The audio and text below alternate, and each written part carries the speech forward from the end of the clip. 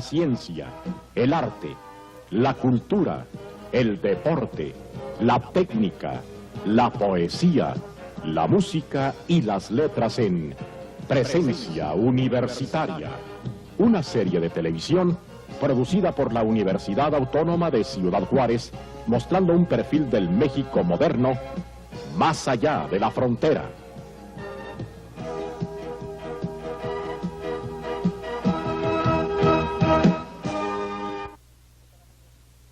¿Qué tal, amigos? Gracias por acompañarnos en una emisión más de Presencia Universitaria. Hace algún tiempo les presentamos un reportaje alusivo a la administración de la justicia, si existía o no en nuestra frontera. A lo largo de nuestra investigación platicamos con algunos jueces, con algunos magistrados, así también lo hicimos con alguna gente que estaba recluida en el Cerezo, y llegamos a la conclusión de que efectivamente sí la había.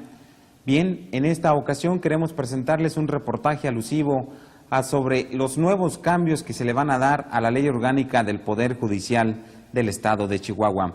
Estos cambios son importantes que los conozcamos y sobre todo verificar hasta qué punto se puede en un momento determinado creer en nuestras leyes. Ciudad Juárez, en sí todo el Estado de Chihuahua es parte fundamental de la ley de México, porque se han dado cambios importantes en el mismo y de aquí han nacido ideas importantes para mejorar el sistema jurídico de una república como es la nuestra. En esta ocasión, los magistrados se han dado a la tarea de evolucionar en su ley orgánica.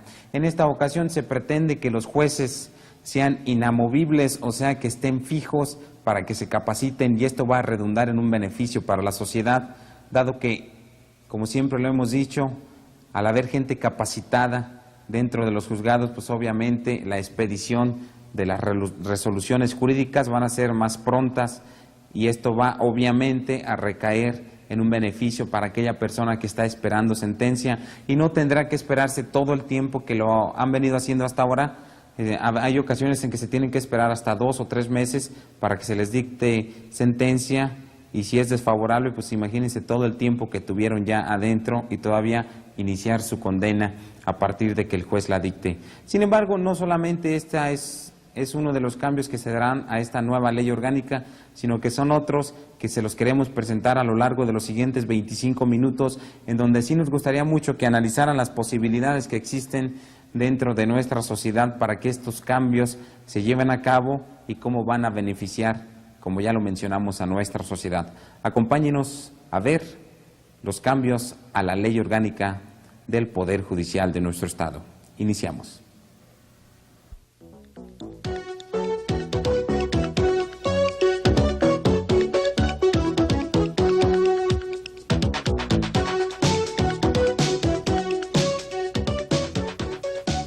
Uno de los hechos más importantes con respecto a los seres humanos es su manifiesta desigualdad individual. Las diferencias entre los seres humanos son de tal modo universales, nadie es idéntico a nadie.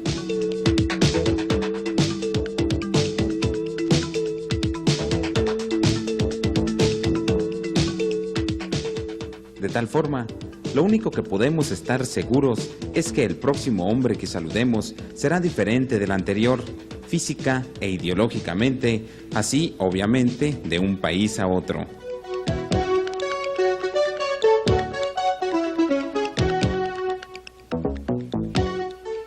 Estos hechos son importantes porque las diferencias entre los hombres son el origen de los conflictos que ha conocido el mundo desde el comienzo de la misma historia.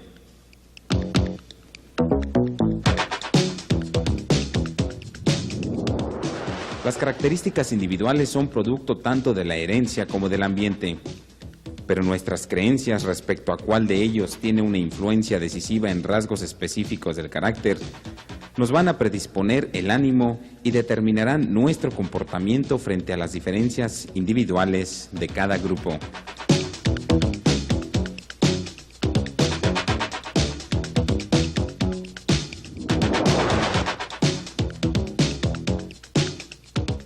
De tal modo, los nazis pensaron que ser judío era un carácter hereditario para el que no existía cura y por lo tanto se dedicaron a exterminar judíos creando en la historia un paréntesis de injusticia total hacia una raza desprotegida y una muestra veraz de lo que es capaz el ser humano cuando existen diferencias con su mismo género.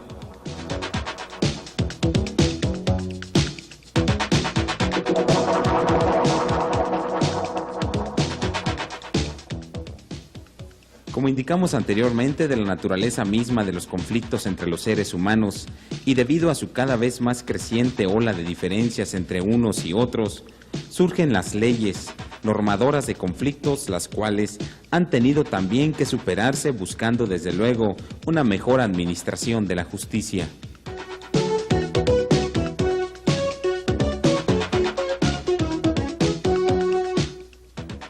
Ciudad Juárez cuenta con más de 1 millón de habitantes, en donde continuamente, por el estrés que en muchos impera, inclusive hasta el roce de hombro con hombro, ocasiona un conflicto. De ahí la importancia de que las leyes sufran ajustes y regulen cualquier situación por simple que ésta parezca, tratando de beneficiar desde luego a la sociedad.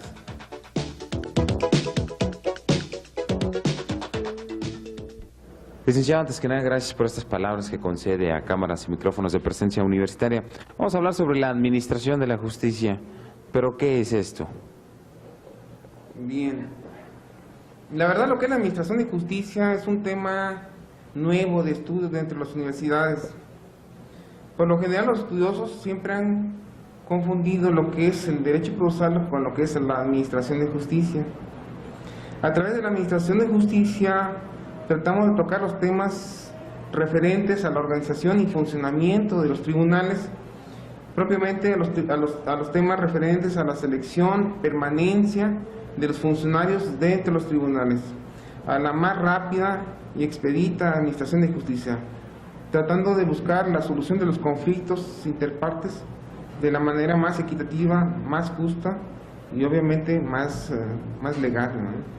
Serían los temas propios de la administración de justicia, que en parte han sido estudiados por los procesalistas, pero el tema es un poco nuevo, sí ha sido estudiado en algunos congresos internacionales, sobre todo iberoamericanos, durante los pocos últimos años, ¿no? Y han salido algunos datos importantes ahí, dentro de la administración de justicia.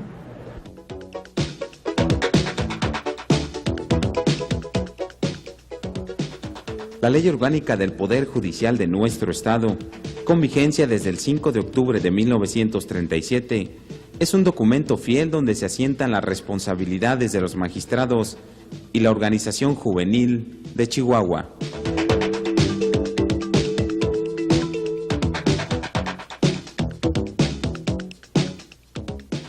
De hecho, se pretende que esta ley sea reformada en algunos artículos, dado que impere la justicia en nuestro Estado y sobre todo que las leyes emitidas sean de una manera pronta y expedita.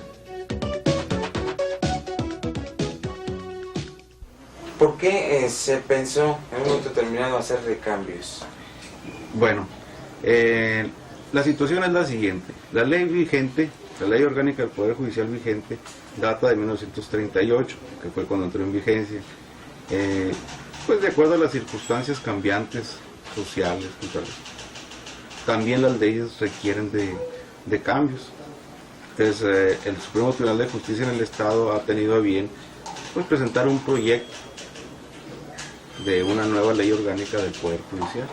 O sea, creo que es una labor muy importante del Supremo Tribunal de Justicia en el Estado al determinar que debe de actualizar su función.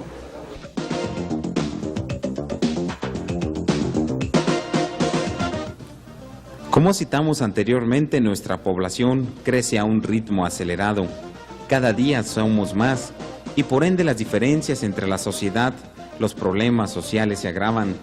Robos, homicidios y hasta las lesiones tendrán que ser analizados por alguien competente.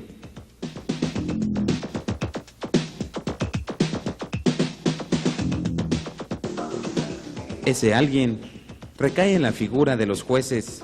Y este hecho es importante, ya que si se pretende que sea mejor la administración de la justicia, el juez, como parte de la misma, juega un papel preponderante. Pero con los movimientos tan violentos que tenemos en la actualidad, así tan rápidos, cambios de leyes constantes, cada año tenemos un cambio de ley en algunas cosas, ¿no? Entonces esto los deja de ser menos abogados y le quita la práctica. Y por otro lado, el que este tipo de personas, pues más que ayudar, más que dar la asesoría técnica que se requiere en esos casos, pues lo que tratan es obtener dinero de las personas, se hacen un modus vivendi de esta actividad. Entonces a lo que va a la escuela es a proponer una modificación en este campo. Otra de las modificaciones interesantes sería el establecer dentro de nuestro país las salas regionales del Tribunal Superior de Justicia o Supremo Tribunal de Justicia en Chihuahua. Algo semejante a lo que ya ocurrió en alguna ocasión en materia federal.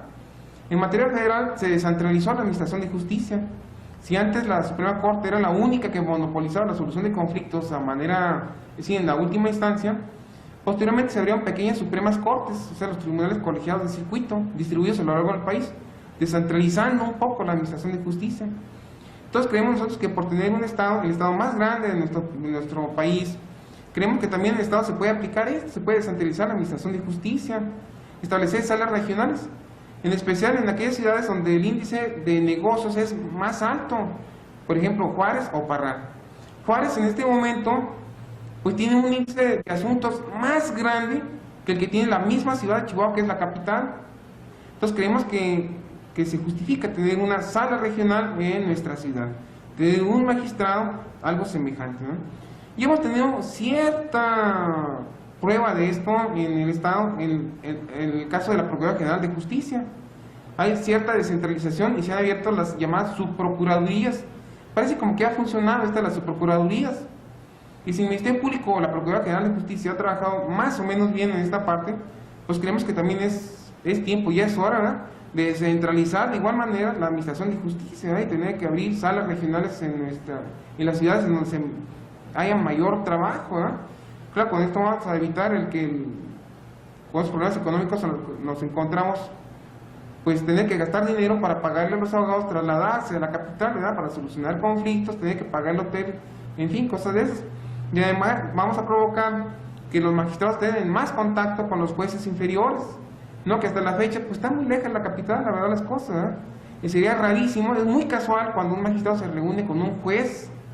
Entonces, teniéndolo en una ciudad como esta, por ejemplo, ¿no?, creemos que el contacto puede ser más directo, ¿no?, y la vigilancia puede ser más estrecha. Creemos que la Administración de Justicia puede ser mejor.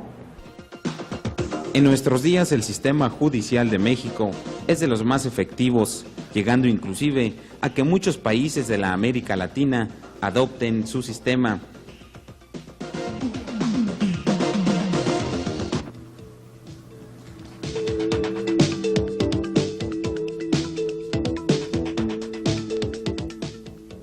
Las reformas a las leyes representan avanzar de alguna forma, buscando la protección de nuestra sociedad.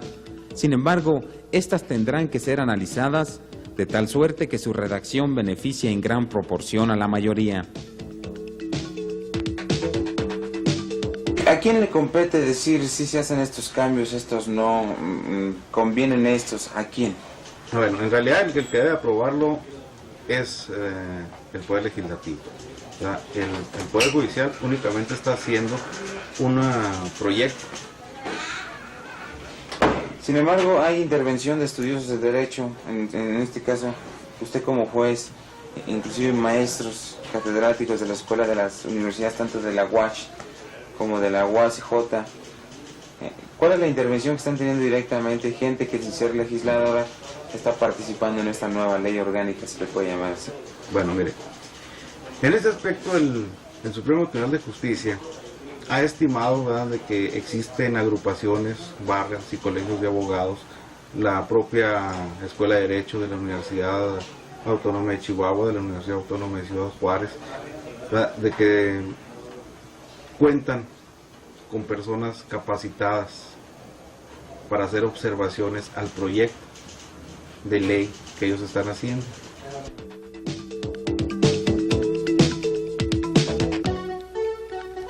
El máximo documento de nuestro país es la Constitución, la cual nos rige desde 1917. De ahí cada entidad federativa cuenta con sus propios documentos. En Chihuahua, por ejemplo, entre otros, se cuenta con un Código Civil, un Penal y la Ley Orgánica del Poder Judicial.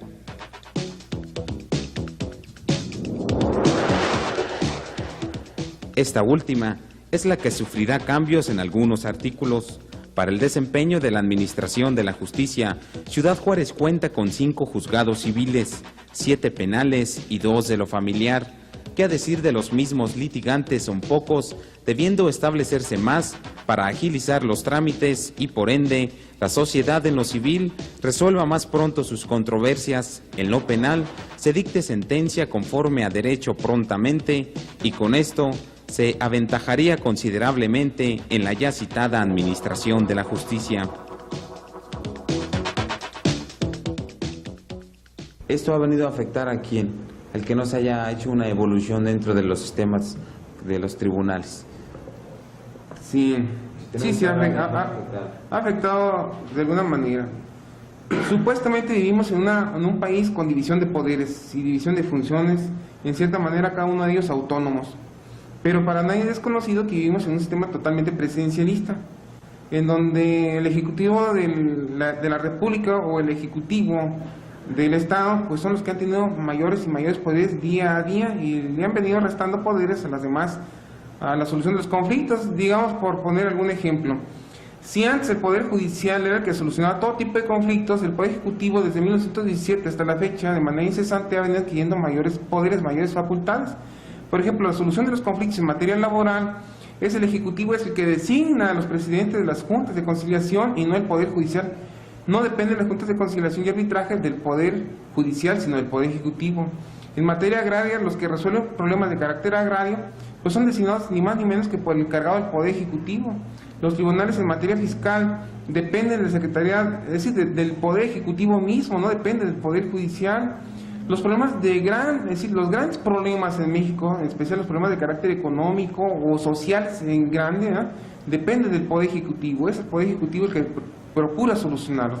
Es decir, le han venido quitando al Poder Judicial facultad de la resolución de los conflictos y entonces al Poder Judicial únicamente le ha dejado algunos pequeños problemas a resolver, tal vez los de menor importancia, los problemas entre particulares, problemas de carácter civil, ¿verdad? Problemas de carácter mercantil o comercial, los problemas de carácter familiar y problemas de carácter penal. Básicamente es con los temas con los que trabaja o que trata de solucionar el Poder Judicial, los problemas de no gran importancia en nuestro país, de no gran peso, como pudieran ser los económicos, ¿verdad?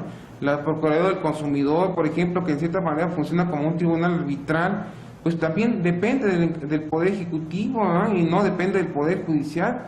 Entonces, esto es lo que ha escapado, ¿verdad? Poco a poco, lo que se ha venido quebrantando la Administración de Justicia en nuestro país. Pero hay algunas cosas interesantes también en la Administración de Justicia en la actualidad, porque dentro de los diversos foros internacionales en los que ha participado México, pues ha establecido un poco el de reintegrarle al Poder Judicial parte de lo que se le ha venido quitando. Ante esto, las autoridades tomaron ya cartas en el asunto, en bien desde luego de la sociedad, que de esta forma, al tener jueces competentes, leyes claras, se garantiza justicia al momento de revisar un caso que puede ser de cualquiera de nosotros.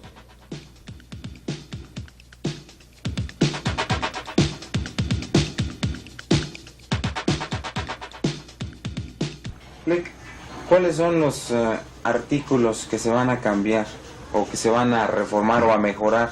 Bueno, mire, a este respecto hay un sinnúmero de artículos que se van a reformar, ¿verdad?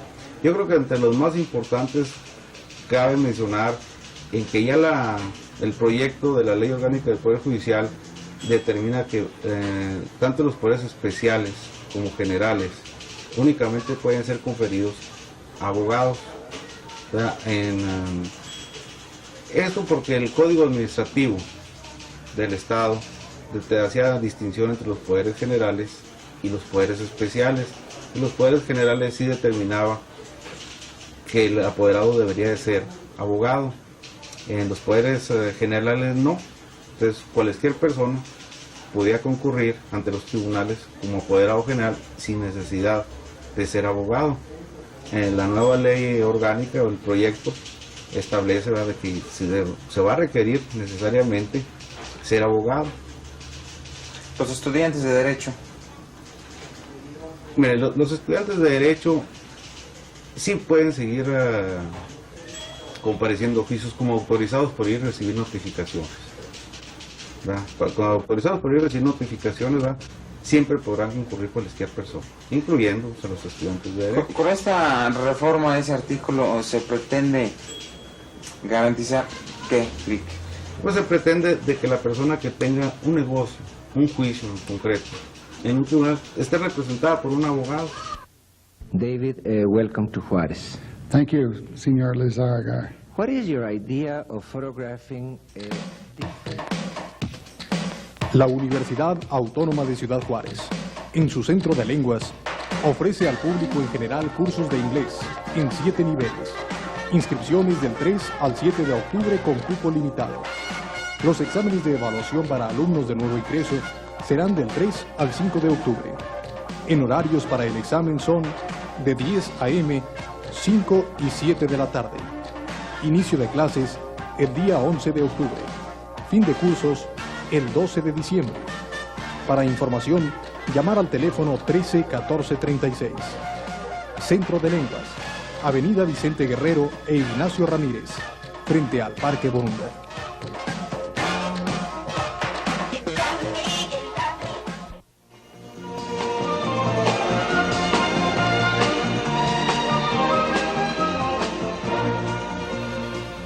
Del 23 al 30 de septiembre, en el vestíbulo de Rectoría, Sillas Vivas, de Iván Gardea, pintura al óleo y talla de madera. Le invita la Dirección General de Comunicación Social de la Universidad Autónoma de Ciudad Juárez.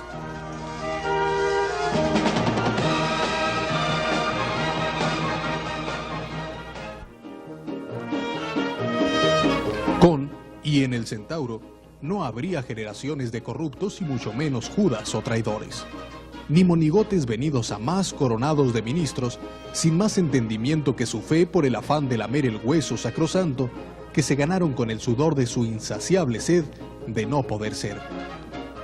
A escasos kilómetros de la guardarraya entre Durango y Chihuahua, vía Hidalgo del Parral, aún existe la Hacienda de las Catarinas, simulada como pequeña propiedad.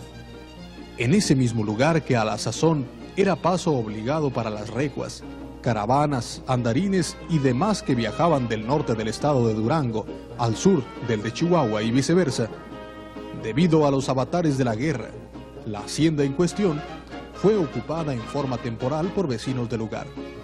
Uno de ellos era Dionisio, veterano de la revuelta donde alcanzó el grado de capitán primero, grado que le hizo merecedor de cierta buena suerte, ya que en su regreso del Waterloo en Guanajuato, tenía facultad para arriar cuanto se moviente halló a su paso. Como testimonio de su hacer en el frente, ahí estaba su brazo derecho, seco, sin movimiento, mutilado en batalla. De lo que arrió, en los 40 se esfumó. El fragmento que acabamos de escuchar es parte de la narrativa Vientos del Norte, del profesor y escritor Juan Holguín Rodríguez, y usted puede leerla completa en la revista número 18 de Entorno, la gran opción literaria en el norte de México, misma que edita la Universidad Autónoma de Ciudad Juárez. Entorno ya está a la venta en las librerías de prestigio de nuestra ciudad y en correos de libro. Recuerden, si usted desea suscribirse, busque en páginas interiores el formato para ello. Le agradeceremos también, llame al teléfono 160685 para obtener más información. Recuerde, Entorno sigue siendo la gran opción literaria en el norte de México.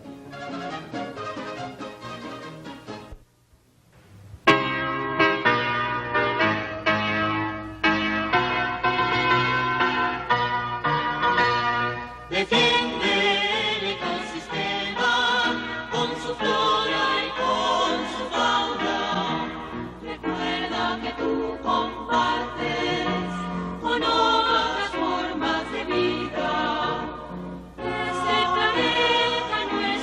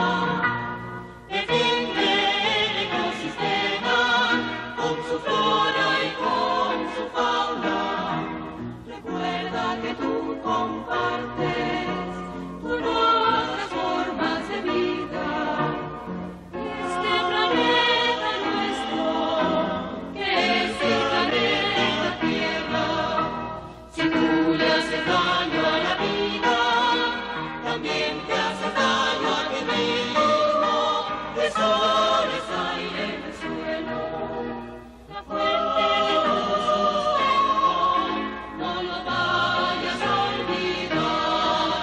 Ama la vida, que sigue con el deber y